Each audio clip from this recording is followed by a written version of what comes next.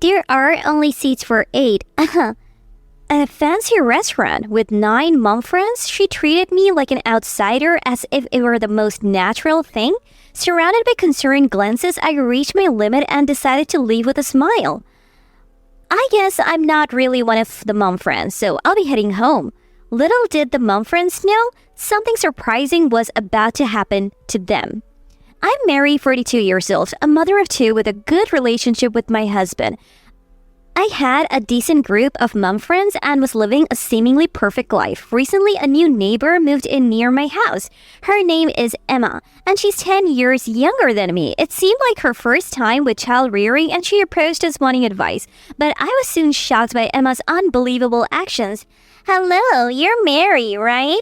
The first time we met, Emma approached me with an inquiring look. My mom friends and I stopped our conversation to look at her. The day was an open house for our kids, and there were people we don't usually see.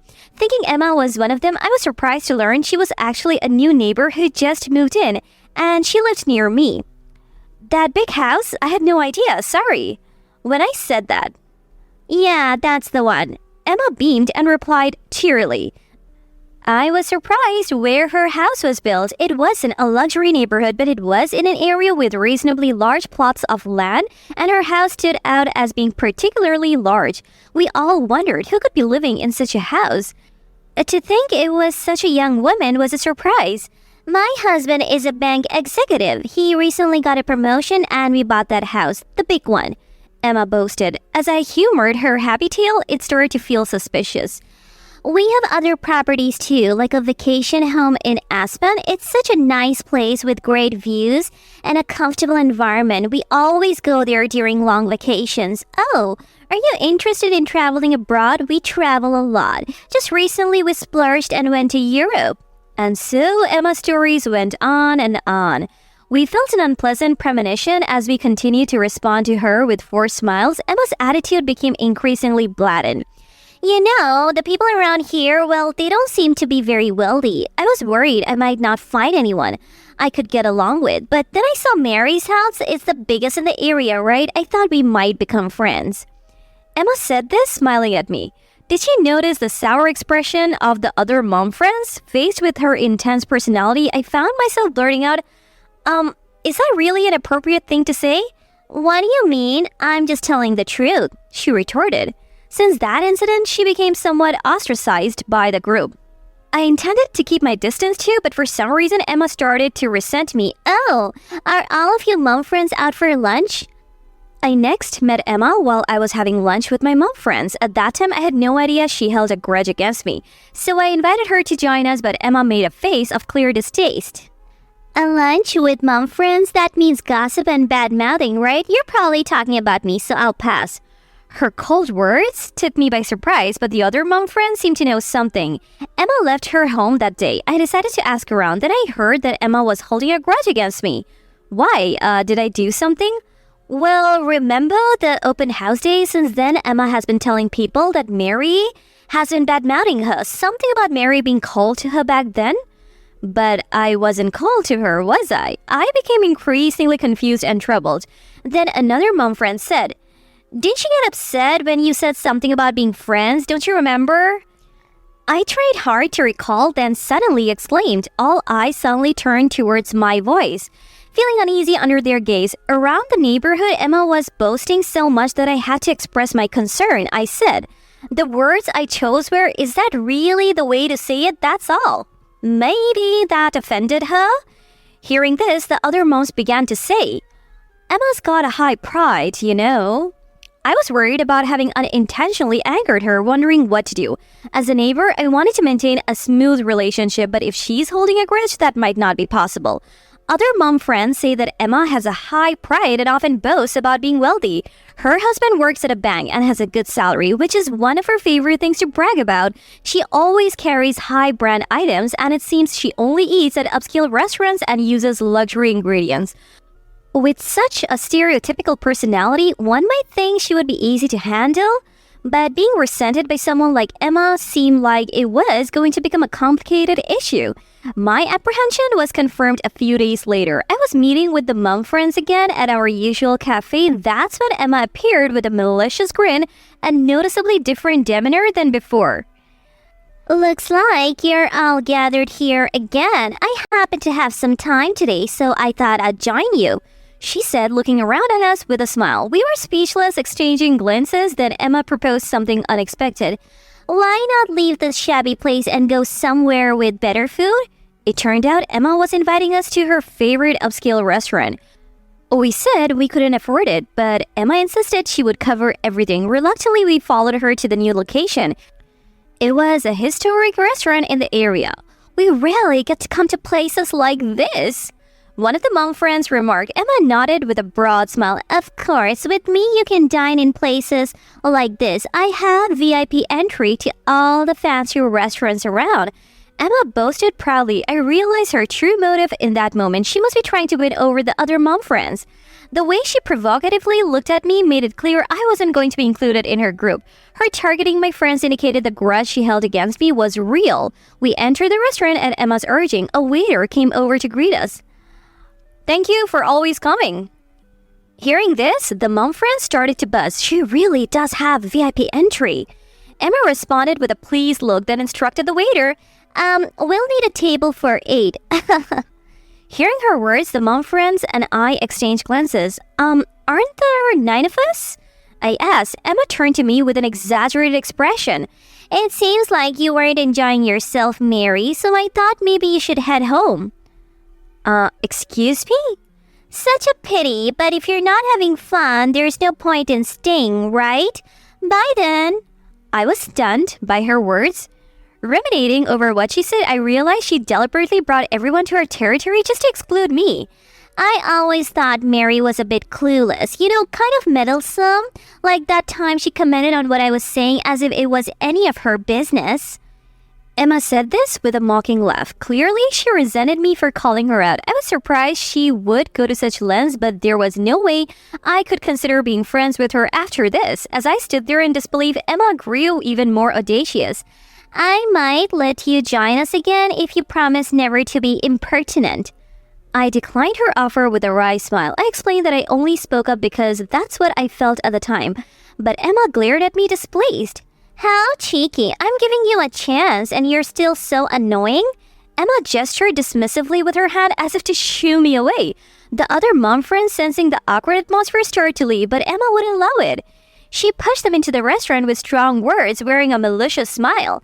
Looks like you'll be alone from tomorrow, Mary. Well, this place isn't really for you anyway. It's a top-tier restaurant. After all, unlike pretenders, only wealthy people dine here. Hearing this, my irritation reached its limits. It seems I'm not considered one of the mom friends, so I'll be going home. Feeling the gaze of the mom friends, I declared this with a smile. Emma looked triumphant. After giving Emma a brief glance, I continued. But first, let me say goodbye properly. As I said this, Emma looked at me quizzically. I brushed off her gaze and asked the waiter to call the manager. The waiter, with a surprised look, fetched the manager, an elderly man who soon approached. I greeted him as usual. Hello, thank you for always being so accommodating. And thank you. How are your children doing? Emma looked on in shock at this exchange. She quickly interrogated the waiter, demanding to know what was going on, and turned her gaze to me. Before I could answer, the manager spoke up to Emma. There's no mystery here. Mary is the owner of this restaurant. At these words, Emma looked even more astonished. She glared at me defiantly. I immediately smiled. Emma, thank you for always patronizing our restaurant. As the owner, I'm proud you like it so much. I look forward to your continued support. My words left Emma dumbfounded. She probably never imagined her favorite restaurant was owned by me. She must think I have made her lose face. So I'm likely to be disliked by her even more now. But that's okay. Since I'm already resented, a little payback to embarrass Emma shouldn't be a problem. Thinking this, I continued to smile at Emma. Emma glared at me sharply, seemingly at a loss for words. As we faced off, the manager looked puzzled, not understanding the situation. Then he seemed to catch on and backed me up. Mary had been a great help to many restaurants, including this one. Though it's an old establishment, it once struggled with management. That's why Mary stepped in and revitalized it. We can't thank her enough. Emma's disbelief deepened at the manager's words. I thanked him. It's because this restaurant is wonderful, I added. The manager laughed heartily at this. Emma watched our exchange with frustration.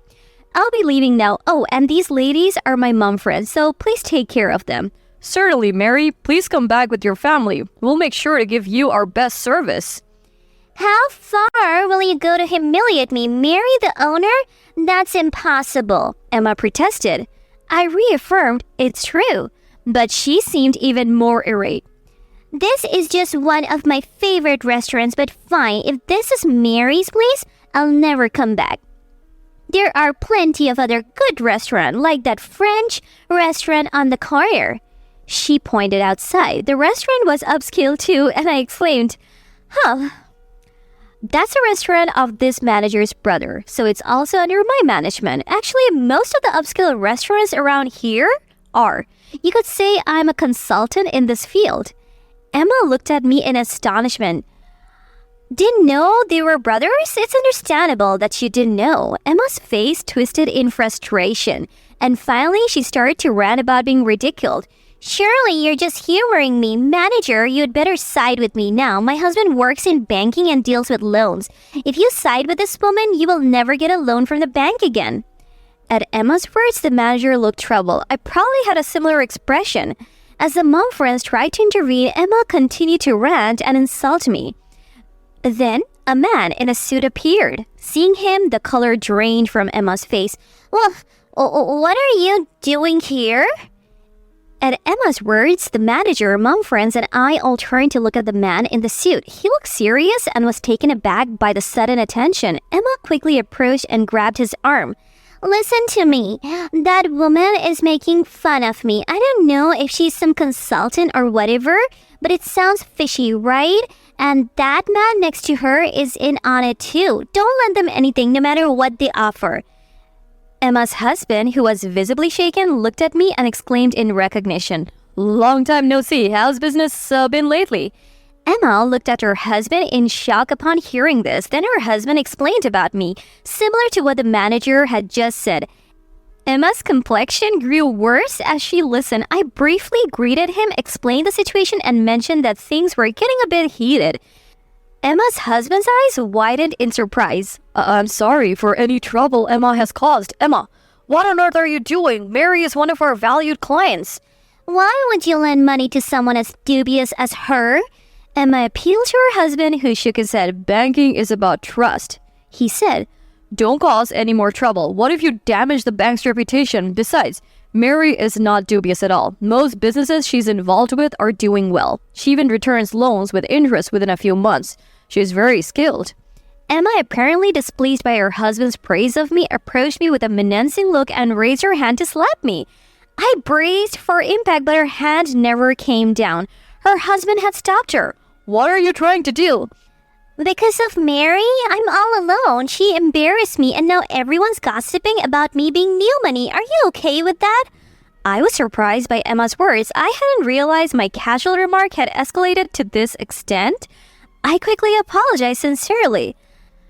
I had no idea my careless words caused such trouble. I'm truly sorry.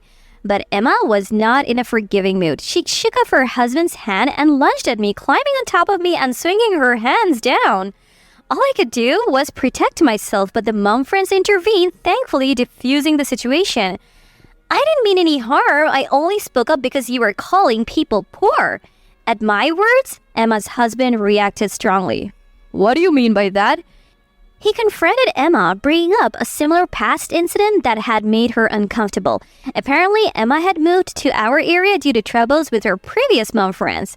It seems her personality led to her isolation. After being told to go home and have a serious talk, Emma left with a bitter face.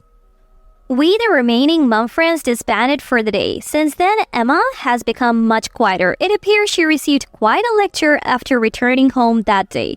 Her habit of boasting and spending a significant amount of money on herself was notable. Her husband admonished her, saying, "You have children. It's time to grow up."